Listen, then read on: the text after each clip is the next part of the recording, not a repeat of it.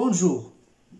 Après avoir présenté la première partie du verbe ou de l'auxiliaire avoir ou être, la chaîne Ajit Qara Tqarri a l'honneur de vous en présenter la deuxième partie. Soyez la bienvenue. Dans cette séance, on va attaquer le deuxième cas, lorsque avoir ou être est un auxiliaire. Autrement dit, quand est-ce qu'on emploie l'auxiliaire être? Nous avons deux conditions. La première condition, il s'emploie avec les verbes de mouvement. Mais ce n'est pas n'importe quel verbe de mouvement. Le verbe de mouvement lorsque tout le corps fait le mouvement. Deuxième cas, ou bien deuxième condition, le verbe est non suivi d'un COD. Pour expliquer davantage, on va justifier l'utilisation ou bien l'emploi de l'auxiliaire être avec les verbes suivants. Aller, arriver, partir, venir, entrer, sortir, monter, descendre, mourir, naître, rester et tomber. Donc tous ces verbes s'emploient avec l'auxiliaire être. Pourquoi? Tout simplement, c'est parce que, 1. Tout le corps fait l'action. Lorsqu'on dit le verbe aller, donc tout le corps fait l'action. La même chose, le verbe arriver, partir et les autres verbes. Deuxième condition, c'est que ces verbes sont non suivis d'un COD.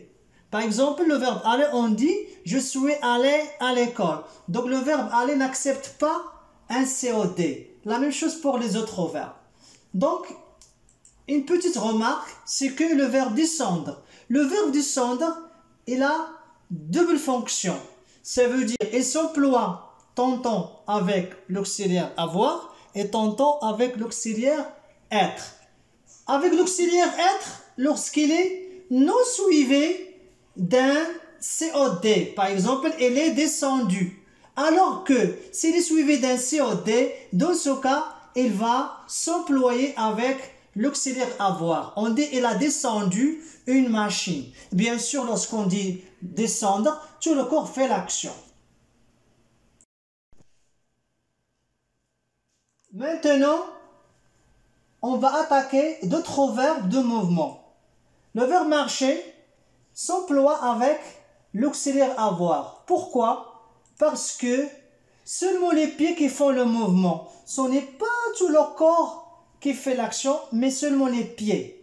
Et par conséquent, il s'emploie avec l'auxiliaire avoir. Un autre verbe, le verbe visiter. Le verbe visiter s'emploie avec l'auxiliaire avoir.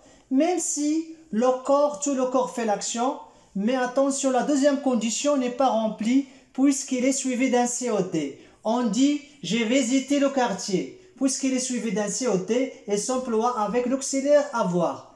Troisième exemple, ou bien exception, c'est le verbe voyager.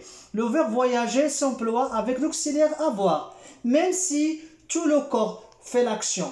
Le corps ne fait pas le mouvement tout seul, sans moyen de transport. On ne peut pas dire voyager au marché ou à la maison. Mais on peut dire partir ou aller au marché. Et par conséquent, le verbe voyager s'emploie avec l'auxiliaire avoir.